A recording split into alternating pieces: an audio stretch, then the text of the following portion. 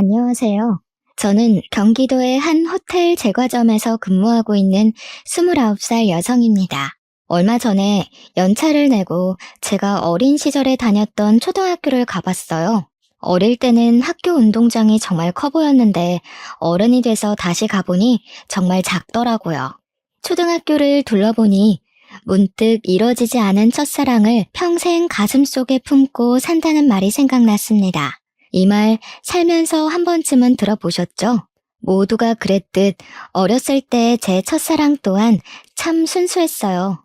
손만 잡아도 두근거리고 붙어만 있어도 종일 기분이 좋았답니다. 그렇게 마음속에서 잊지 않고 품고만 살다가 성인이 되어서 다시 첫사랑을 만나게 되었어요.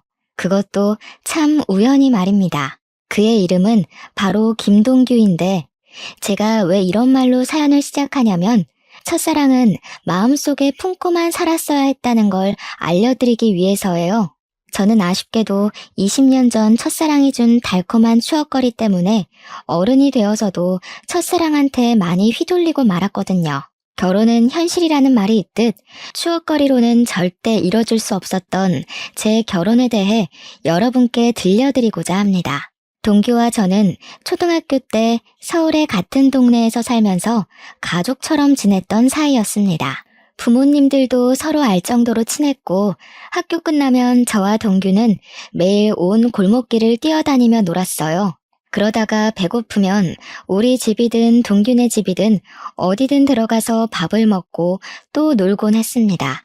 우리는 매일 싸웠지만 그래도 없으면 또 허전해지고 보고 싶은 그런 존재였답니다. 그때는 지금처럼 핸드폰이 있는 것도 아니었고 재미난 게임기가 있는 것도 아니었는데 그냥 동규와 시간을 함께 보낸다는 것 자체가 마냥 즐겁고 행복했던 것 같아요. 우리는 정식으로 사귀는 사이는 아니었지만 친구들은 모두 우리가 사귄다고 생각했고 우리 또한 그것을 딱히 부정하지 않았어요. 그냥 자연스럽게 서로 좋아하는 사이가 되었고 학교가 마치고 저녁 시간 전까지 매일매일을 함께 보냈답니다. 그렇게 매일 놀다가 제가 경기도로 이사를 했어요.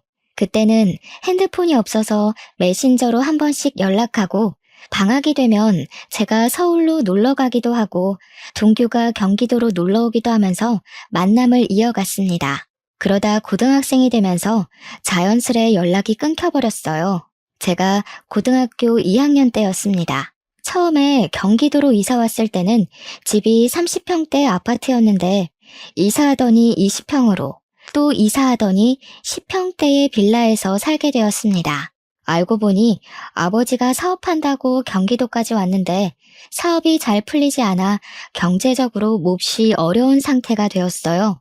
가정 형편이 점점 어려워지더니 언제부턴가 아버지는 매일 집에서 술만 드셨고 하나뿐인 딸인 저에게는 아무 관심이 없었습니다. 부모님은 하루가 멀다고 돈 때문에 매일 싸우시더니 결국 이혼을 하시게 되었고 저는 엄마와 함께 살게 되었답니다. 엄마와 저 둘이 살면서 경제적으로 정말 많이 힘들어지게 되었습니다. 엄마는 저한테 집안 걱정하지 말고 공부 열심히 해서 대학 가라고 하시며 본인은 식당에서 밤 늦게까지 일하셨어요. 다행히 식당 사장님이 너무 좋으신 분이라 엄마에게 이것저것 정말 많이 챙겨주셨습니다. 명절 때 되면 두둑한 보너스에 딸과 먹으라고 한우까지 다른 직원들 몰래 준비해 주셨어요. 저는 그런 사장님과 엄마의 든든한 지원으로 열심히 공부해서 고등학교 때 성적이 항상 전교 10등 안에 들 정도로 우수했습니다. 성적으로만 본다면 수도권의 대학교 원하는 과에 충분히 갈 수 있었죠. 그런데 대학교가 공부만 잘한다고 갈 수 있는 곳이 아니더라고요. 입학금에 등록금까지 금액이 엄청났고 게다가 학교 다니며 사용할 제 생활비도 있어야 하잖아요. 학비에 생활비까지 도무지 그 금액을 감당할 수가 없을 것 같아 어쩔 수 없이 대학교를 포기했습니다. 지금 대출을 받아가며 대학교에 다니는 것보다 당장 돈을 벌 수 있는 자격증을 따는 게 더 현실적으로 맞는 것 같았거든요. 사실 저는 어릴 때부터 빵을 좋아했고 중학교 때부터는 간단한 빵을 직접 만들 수 있었기에 이런 저의 특기를 살려 제과제빵 자격증을 땄습니다. 그리고 바로 집 앞에 개인 베이커리점으로 취업을 하게 되었어요. 개인 베이커리점이기는 하지만 동네에서는 꽤 크고 유명한 곳이었고 베이커리점 사장님은 호텔 제과점에서 근무하시던 분이라 그곳에서 빵 만드는 기술을 많이 배울 수 있었습니다. 꽃 같은 나이인 20대지만 친구들과 만나지도 않고 연애 같은 거는 꿈도 꾸지 못했으며 하루에 3시간에서 4시간만 자고 일에만 빠져서 살았어요. 이런 저의 모습을 좋게 보신 사장님은 호텔 제과점에 계시는 지인분께 저를 추천해 주셔서 27살의 나이에 호텔 제과점에 입사하게 되었고 지금까지 열심히 일하고 있네요. 지금은 이렇게 제과점에서 일하고 있지만 나중에는 제 이름을 건 빵집을 차리는 것이 제 소원입니다. 그래서 그날을 위해 열심히 배우고 일하고 있답니다. 제가 호텔 제과점에 입사해서 일하는 동안 엄마도 열심히 식당에서 일하시며 돈을 차곡차곡 모으시고 식당 사장님의 도움을 받아 엄마가 직접 음식점을 차리셨어요. 처음에는 아주 힘들었지만 그래도 엄마가 오랜 시간 식당에서 일해온 경력도 있으시고 손맛도 좋으셔서 그런지 동네에 점점 입소문이 나서 지금은 대기업 간부들 월급 정도는 순수익으로 나오는 상황이랍니다. 갈수록 엄마의 식당도 잘 되고 저 역시 호텔 제과점에서 일함으로써 이전과는 다르게 조금은 여유 있는 생활을 하고 있습니다. 그러던 어느 날이었어요. 언제나 그랬듯이 저는 호텔 제과점으로 출근해서 일하고 있었습니다. 한창 정신없이 일하고 있는데 어디선가 많이 본 남자가 들어오더라고요. 자세히 보니까 어릴 때 서울에서 같이 놀던 김동규였습니다. 10대 때 헤어진 우리가 20대가 되어 생각지도 못한 장소에서 만나서 신기하기도 하고 너무 반가웠어요. 동규에게 아직도 예전에 그곳에서 사느냐고 물었더니 20살 때 어릴 적 같이 살던 서울에서 경기도로 이사를 했대요. 동규는 어릴 때는 그저 개구장이에 공부도 못했는데 고등학교 때 정신 차리고 공부를 열심히 해서 교대에 입학했다고 합니다. 별 문제 없이 무사히 졸업하고 지금은 제가 일하는 제과점 근처에 초등학교 교사가 되었대요. 그러면서 어머니 생신이라서 케이크를 사러 왔다고 하며 오늘은 생신 파티로 바로 가봐야 하니 내일 다시 보자고 했어요. 저는 동규의 말에 제 명함을 건네고 동규 역시 자신의 연락처를 제게 주었어요. 다음 날 일하고 있는데 동규한테 연락이 왔어요. 어제 만나서 반가웠고 케이크를 직접 만든 거냐고 너무 맛있었다고 하면서 맛있는 케이크 만들어 주었으니 오늘 저녁밥을 사겠다고 했습니다. 저녁에 저도 별일 없었기에 우리는 퇴근 후 만나기로 했어요. 평소에는 잘만 흘러가던 시간이 그날은 느리게 흘러갔습니다. 1년 같은 하루가 지나 퇴근하고 만나기로 한 식당으로 향했어요. 동규는 학교에서 바로 와서 정장을 입고 있었습니다. 어릴 때 동규는 그저 개구쟁이였고 통통했는데 성인이 된 동규는 외모도 깔끔하고 키도 크고 참 멋져 보였어요. 반면에 저는 온종일 빵가루 묻히며 일해서 옷도 펑퍼짐하고 신발도 운동화 차림이라 뭔가 부끄럽더라고요. 지금 어디서 살고 있냐고 물어보니 동규는 우리 집에서 30분 거리에서 살고 있었습니다. 그날 우리는 간단히 맥주를 한잔하며 그동안 살아온 이야기를 했어요. 동규는 우리 부모님이 이혼했다는 소리를 듣고 놀라기도 하고 그동안 힘들었겠다며 위로를 해주었습니다. 아버지 없이 엄마와 둘이 사는 그 심정을 누구보다 잘 안다고 하며 동규 역시 엄마와 둘이서만 살고 있다고 했어요. 어쩌다가 그리 됐냐고 물으니 동규의 아버지는 동규가 20살 때 회사에서 일하시다가 사고로 갑자기 돌아가셨다고 합니다. 그래서 제가 너도 참 아버지 없이 힘들게 다녔겠다고 했더니 아버지의 빈자리가 크기는 컸지만 그래도 아버지께서 돌아가실 때 사망보험금을 받아서 그 돈으로 대학교까지 무사히 졸업할 수 있다고 했어요.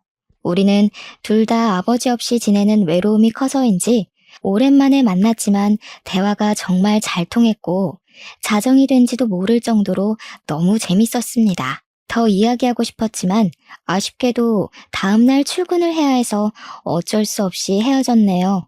그 후로 저와 동규는 하루도 빠짐없이 연락을 주고받았고 일주일에 3번은 퇴근 후 만나 이런저런 이야기를 나눴습니다. 이야기를 나누다가 우리 둘 다 애인이 없고 아직 어린 시절에 풋풋했던 감정이 있음을 깨닫게 되었고 얼마 지나지 않아 우리는 연인이 되었어요.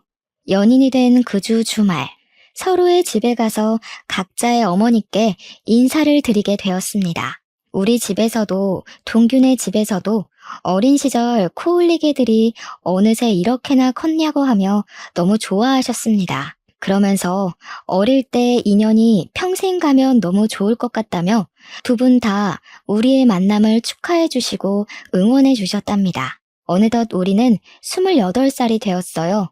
슬슬 주변에서 결혼한 친구들의 이야기가 들리고 우리도 결혼에 대해서 진지하게 고민을 하게 되었습니다. 우리는 어차피 서로의 어머니를 알고 있으니 바로 상견례를 하기로 하고 상견례 날짜와 장소를 잡았습니다. 약속한 상견례 날이 되었고 저와 엄마는 먼저 식당에 도착하고 이제 예비 남편이 된 동규와 동규 어머니는 10분 정도 후에 도착했어요. 어머, 이게 얼마만이에요? 잘 지내셨죠? 그런데 아버님은 어디 가시고 왜 혼자 오셨어요? 엄마, 사실은 희준의 부모님 고등학교 때 이혼하셔서 희준은 지금 엄마랑 살고 있어. 뭐? 이혼? 희준 네가 이혼했단 말이야? 아니 어쩌다가 너는 왜 그런 말을 미리 안 했어? 이혼 가정이면 조금 곤란한데? 성격 문제로 희주 아빠랑 어쩔 수 없이 갈라졌습니다. 그런데 이혼했어도 저는 우리 딸 부끄럽지 않게 키웠습니다. 지금 모아둔 돈도 있고요. 그러니 우리 집 가정 형편 말고 희주 자체만을 봐주세요. 맞아. 엄마도 어릴 때 희주 엄청 야무지다고 좋아했잖아. 그리고 솔직히 우리도 아버지 돌아가셔서 안 계시는데 그럼 똑같지 뭐. 안 그래? 얘는 아버지가 사고로 어쩔 수 없이 돌아가신 거랑 부모님이 싸워서 이혼한 거랑 같니? 그리고 어릴 때 야무지다고 해도 결혼 생활은 또 다르지. 참, 저번에 집에 왔을 때 물어본다는 거 깜빡했는데 너 대학교는 어디 나왔니?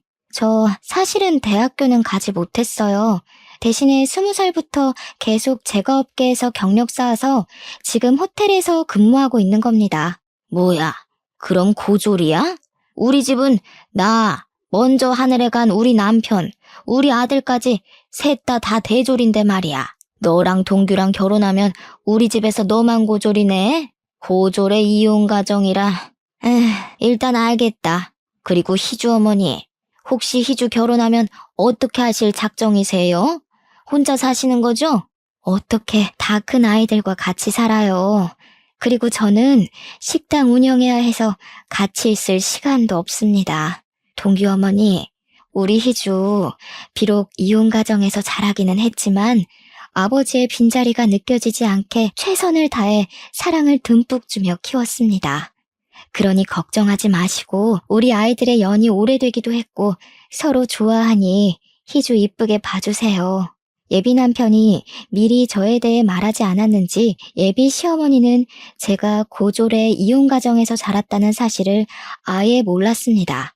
예비 시어머니는 상견례장에서 모든 사실을 알게 되자 매우 당황해하며 저를 대놓고 마음에 들지 않아 하셨어요. 그리고 이야기하다가 혼수와 신혼집 이야기가 나왔습니다.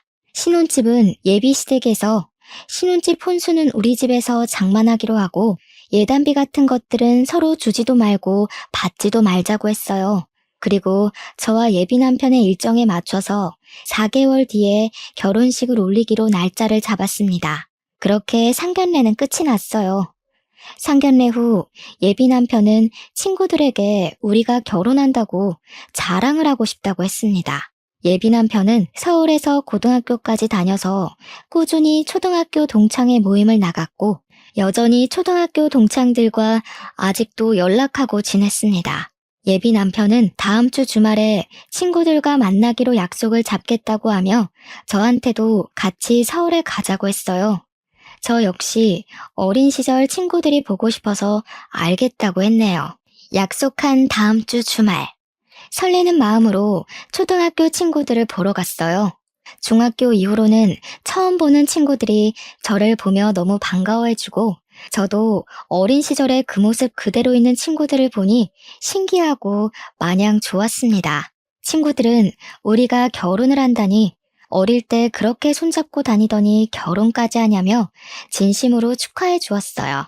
친구들은 결혼식에 꼭 갈 테니 청첩장 나오는 대로 연락 달라고 하고 신혼집 정리되면 집들이 하라고 상화였습니다. 우리는 너무 반가워하며 밤늦게까지 신나게 놀다가 지하철 막차를 타고 겨우 집으로 들어갔어요.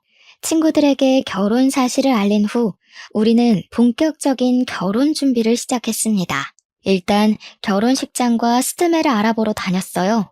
남들은 결혼식장 고르고 스드메 준비할 때 많이 싸운다던데 우리 둘은 취향이 비슷해서인지 큰 다툼 한 번 없이 바로바로 결정되었습니다. 그리고 신혼집을 알아봤어요.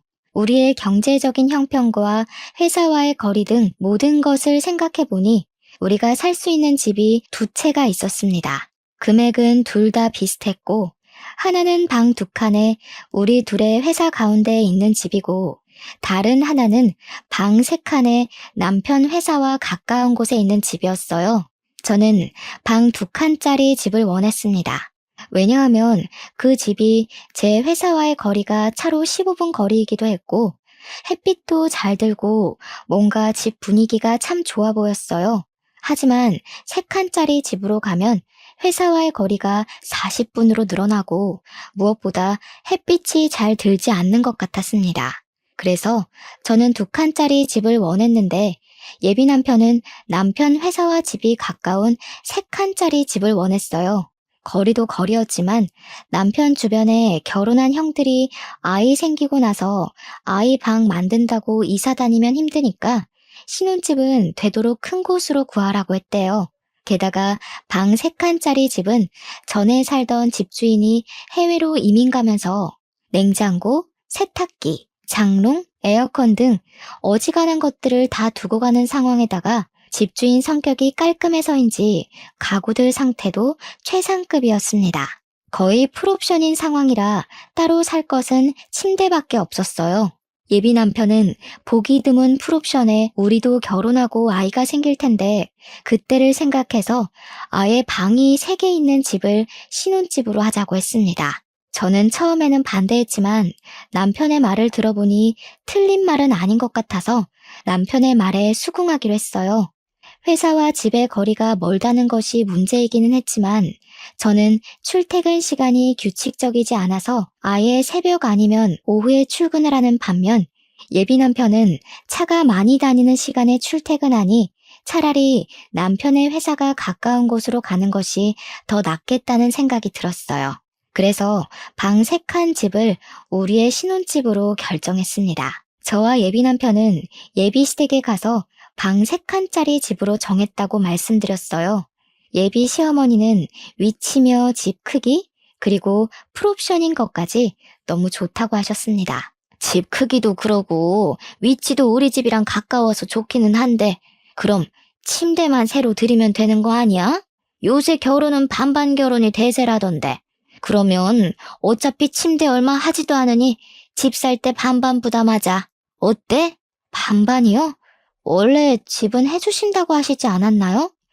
그렇긴 한데 그때는 네가 혼수를 다 장만했을 때고 지금은 혼수 장만 다 안 해도 되는 상황이잖아. 그리고 희주 너도 결혼할 때 뭐라도 해와야지 나중에 말이 없잖아. 안 그래? 그니까 그냥 반반씩 부담해서 집 계약하자. 예비 시어머니는 집을 해주시기로 했는데 갑자기 집값을 반반 부담하자고 하셨습니다. 저는 저 혼자 결정할 문제는 아닌 것 같아서 저희 엄마와 의논해보고 알려드리겠다고 했어요. 그날 집에 와서 엄마에게 이런 상황을 말씀드리니 엄마 역시 예비 시어머니와 같은 생각이라며 너무 아무것도 안 해가면 나중에 말이 나온다고 하셨습니다. 어차피 지금 상황이 혼수는 거의 할 것 없고 침대 솔직히 그다지 비싸지도 않으며 게다가 엄마와 제가 꾸준히 일하고 있으니 경제적으로도 어렵지 않다며 반반으로 하자고 하셨어요. 저 역시 어차피 결혼하면 부부는 경제 공동체로 같이 생활하는 것이기에 반반으로 부담하는 것이 바르다고 생각되어 예비 시어머니의 말에 따르기로 했습니다. 그래서 저와 예비 남편이 함께 그 집을 마련했어요. 당연히 명의도 공동 명의로 했답니다. 신혼집을 구했으니 이제 침대를 알아보러 다녔어요. 내 주변에 결혼한 언니들의 이야기를 들어보면 신혼 때 아예 훗날 태어날 아기까지 생각해서 큰 침대를 사는 게 좋다고 들었습니다. 저와 예비 남편은 둘 다 아기들을 좋아해서 결혼하면 바로 아기를 가질 생각이었기 때문에 패밀리 침대를 사기로 하고 바로 계약했습니다. 그런데 예비 남편이 그 옆에 있던 1인용 침대도 사자는 것입니다. 싱글 침대는 왜 사냐고 했더니 부부 침실로 사용할 큰 방을 빼면 방이 2개가 남는데 이 방 중 하나를 게스트룸처럼 사용해서 어머니들이 오시면 그 방에서 주무시게 하자는 거예요. 사실 아기 생기기 전까지 방 하나는 남편 취미방으로 사용하고 다른 방 하나는 제 서재로 사용하려고 했는데 뭐 이렇게 하는 것도 나쁘지 않겠다 싶어 싱글 침대도 계약하고 작은 장롱까지 계약했습니다. 이렇게 가구까지 다 샀고 결혼식 전에 가구만 집에 들이면 되었어요. 이어서 웨딩 촬영도 하고 청첩장도 만들었습니다.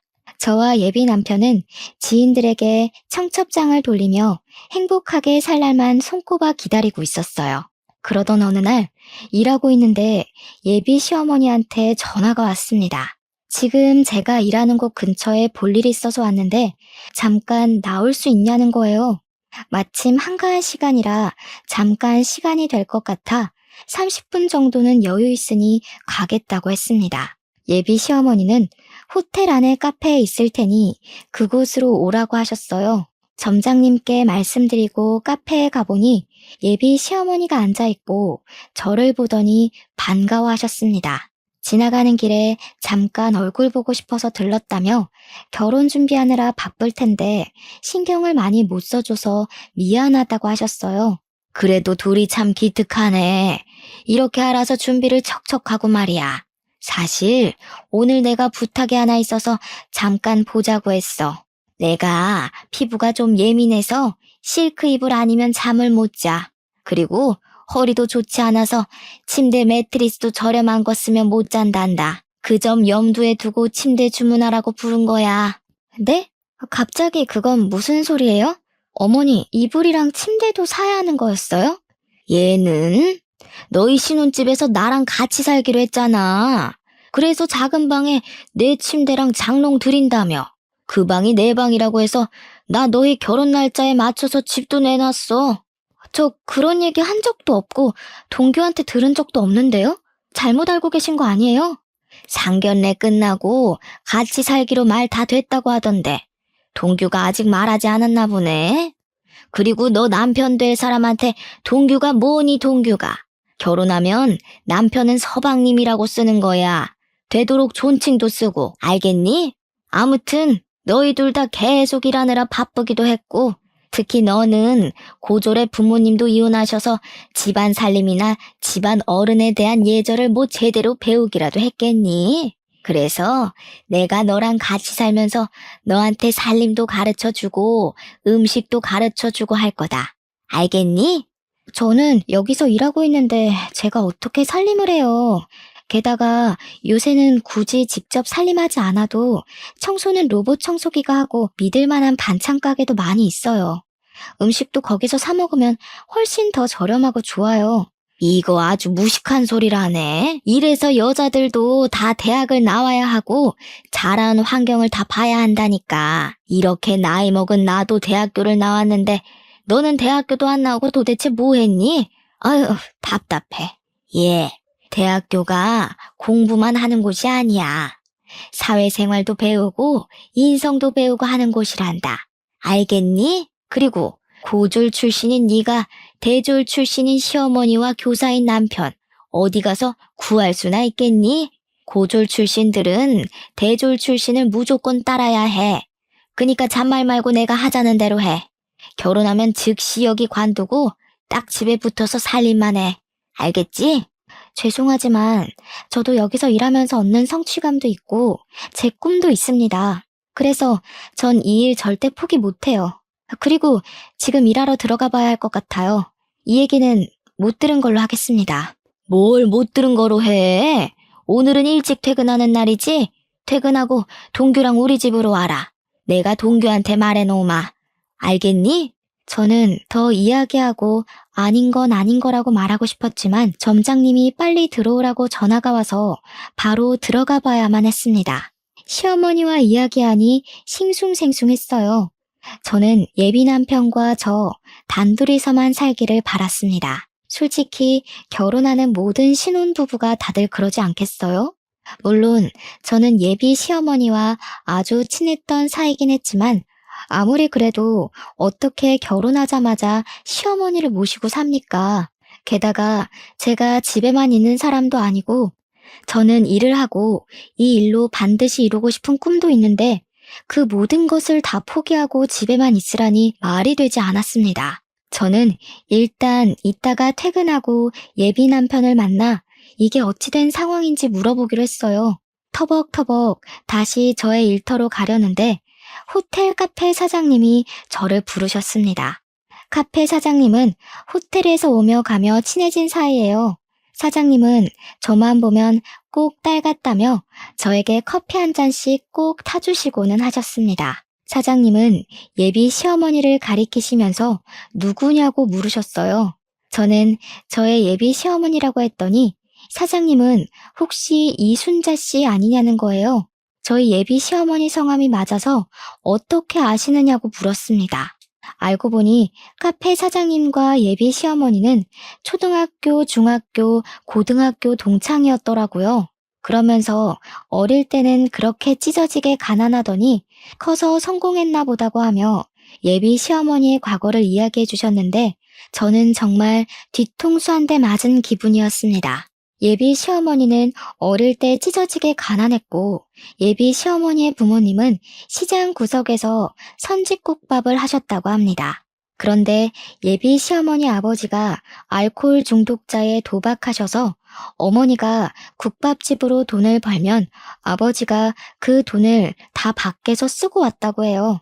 만약 어머니가 아버지한테 돈을 주시지 않으면 아버지는 시장에서 소리 지르고 다 뒤집어 엎고 난리가 났다고 합니다. 그래서 경찰서 유치장에 여러 번 왔다 갔다 하셨고 그게 몇 년째 반복되다가 너무 힘들어서 결국 이혼을 하셨대요. 그 후로도 찢어지게 가난했고 어머니는 고등학교 중퇴 후 잠적을 했다는 거예요.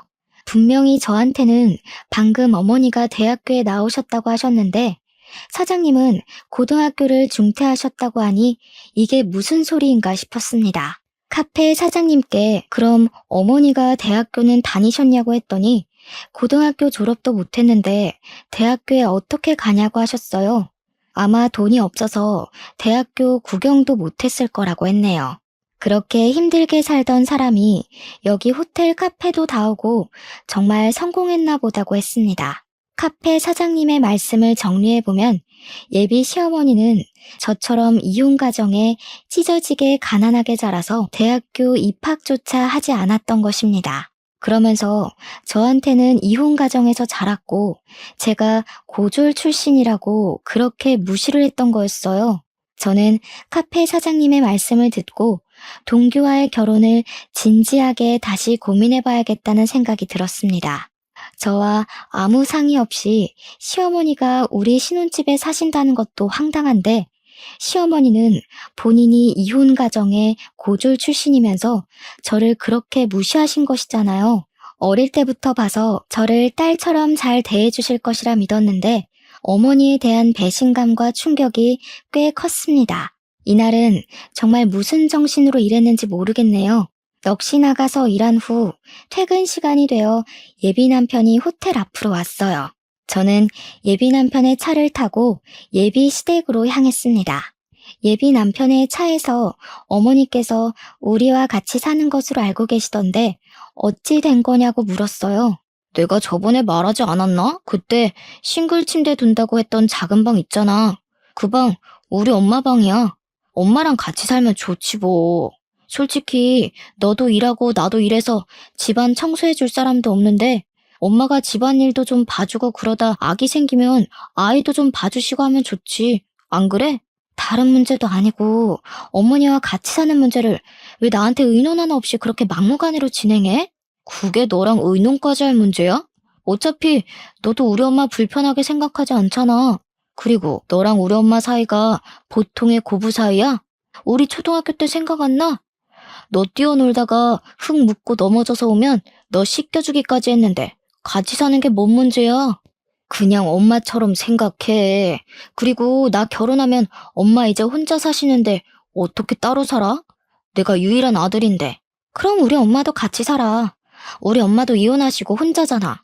나도 엄마의 유일한 딸이니까 그래도 되는 거지? 방 3개니까 한 개는 우리 쓰고 작은 방 2개 중에 하나는 우리 엄마, 다른 하나는 너희 엄마 쓰시게 하면 되겠네. 뭐? 어떻게 사돈이 같이 한 지붕에서 사냐? 듣기만 해도 세상 불편하네. 너네 엄마는 우리 집에서 살아도 되고 우리 엄마는 우리 집에서 살면 안 되냐? 게다가 이 집이 너 혼자 마련했어? 나도 절반은 마련했어. 그리고 집에 들어간 침대, 장롱은 다 내가 산 거 알지? 이 집에 대한 지분 나도 적어도 절반은 있어. 그니까 너네 엄마 모시고 살려면 우리 엄마도 모시고 살아. 저와 예비 남편은 예비 시댁으로 가는 길 내내 싸웠습니다. 그렇게 서먹해진 채로 예비 시댁에 들어갔어요. 예비 시어머니는 소파에서 팔짱을 딱 꼬고 화가 잔뜩 난 채로 앉아 계셨습니다. 그리고 예비 시어머니 앞에는 종이 한 장이 놓여 있었어요. 종이에는 제가 결혼하면 같이 살면서 해야 할 일이 적혀 있었습니다. 예비 시어머니는 제가 오자마자 저한테 종이를 던지셨어요. 내용을 보니 예비 남편 집의 제삿날 친척들의 생신이 쭉 적혀 있더라고요. 봤니? 네가 이혼 가정의 고졸 출신이라 아무것도 모를 것 같아서 얘기하는데 자고로 여자가 시집 가면 시댁의 행사는 목숨보다 귀히 챙기는 거다. 알겠니? 그리고 조금 있으면 명절이지? 명절날에는 친정에 갈 생각 추호도 하지 말아라. 출가 외인이라고 들어봤지? 고졸 출신이라 모르나?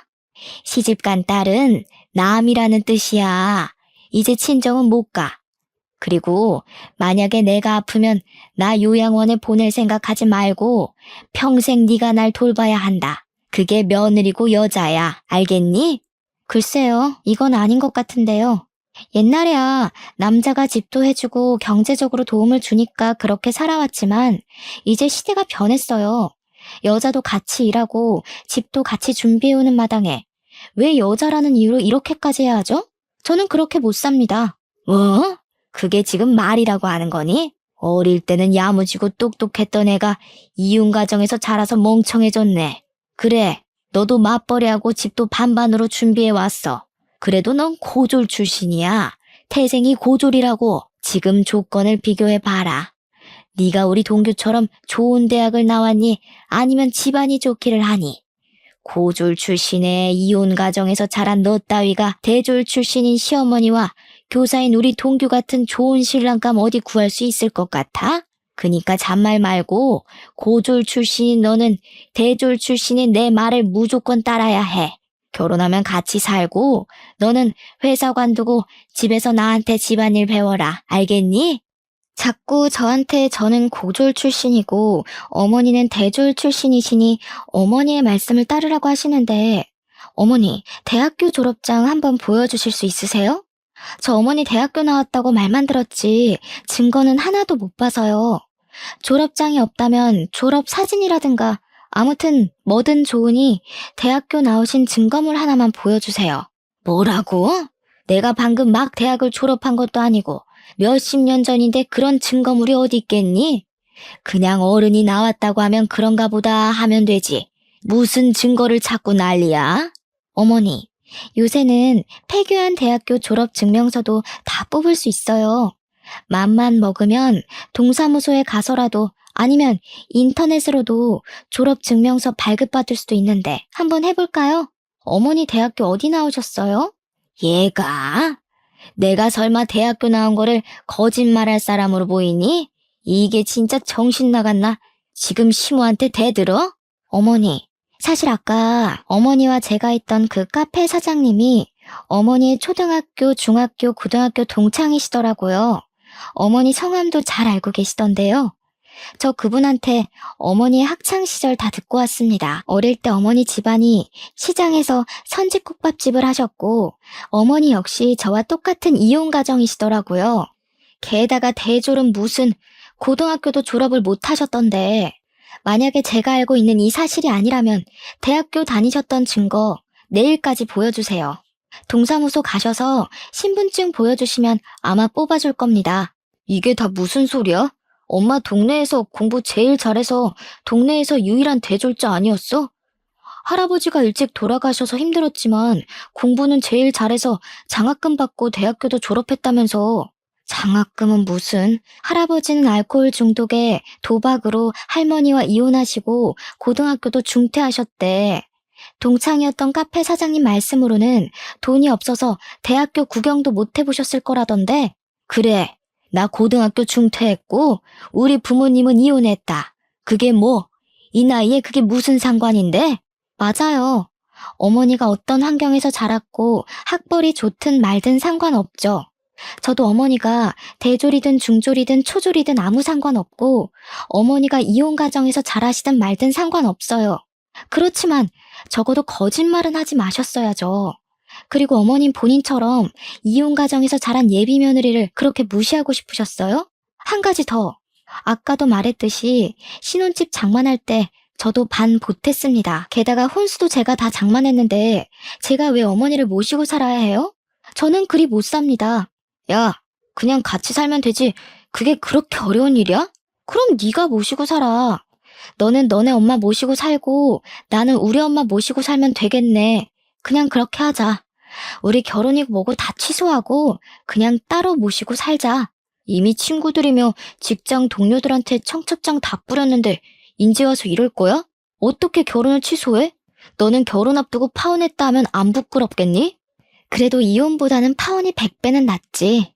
나는 너네 엄마의 허언증이랑 이 상황이 뭐가 문제인지도 모르는 너와 함께 못하겠다. 우리 그냥 이쯤에서 끝내자. 그 길로 저는 예비시댁에서 나왔습니다. 그리고 집에 가서 엄마한테 예비 시어머니의 실체에 관해서 이야기하고 이래서 파혼할 것이라고 말씀드렸어요. 엄마는 그런 일이 있었느냐고 하며 내가 돈이 없어서 공부를 못 시킨 게 후회된다고 하며 마음 아파하셨습니다. 그런 엄마를 보는데 제 마음도 너무 속상했어요. 엄마는 더 좋은 인연이 있을 테니 지금은 마음 정리 잘하라고 하셨습니다. 다음 날, 그날은 제가 쉬는 날이라 엄마 가게에서 엄마를 도와주고 있었어요. 같이 채소를 다듬고 있는데 예비 시어머니와 예비 남편이 들어왔습니다. 야, 너는 어제 그렇게 말하고 그냥 가버리면 다야? 그래, 나 중졸에 찢어지게 가난한 이혼 가정이다. 어쩔래? 이런 시모라서 지금 무시하는 거야? 그래서 파혼하겠다는 거냐고?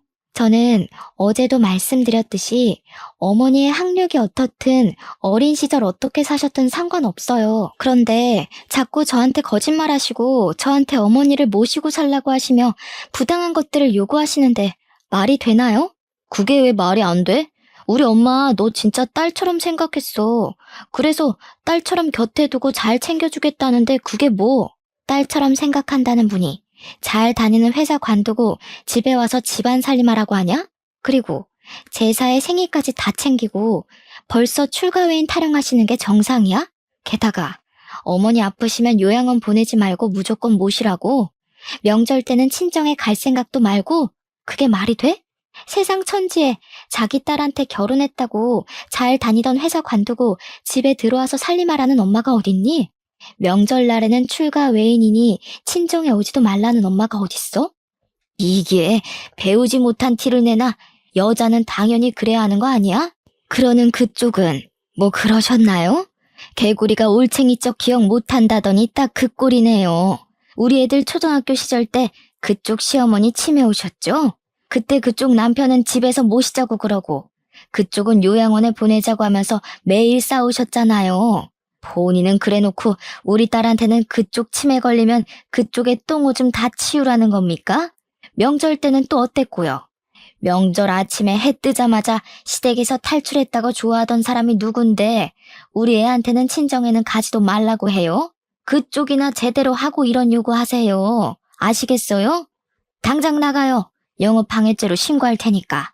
엄마가 예비 시어머니의 과거 행적들을 하나하나 말하자 예비 시어머니는 아무 말도 못하고 그저 소리 지르고 화만 냈습니다.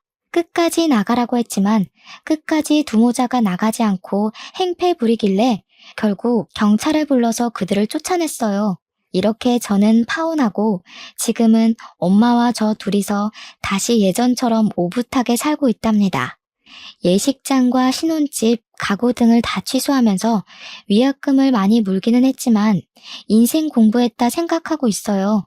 그 뒤로 동창들을 통해 우연히 예비 남편이었던 동규의 소식을 듣게 되었는데 동규는 저와 파혼한 후 매일 술만 먹었고 음주운전을 하다 적발돼서 벌금형을 받고 학교도 잘렸다고 합니다.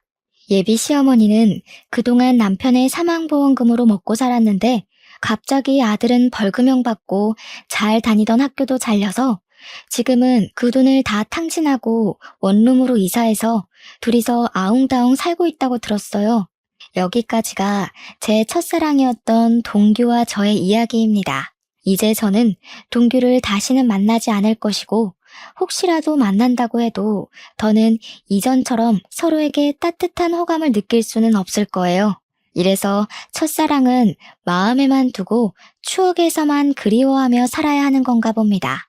순수한 마음으로 만났지만 끝내는 이루지 못했던 첫사랑. 오늘 이 사연과 함께 보내버리고 당분간은 저의 꿈을 위해 열심히 달리려고요. 그러다 보면 제게도 언젠간 좋은 날이 오겠죠?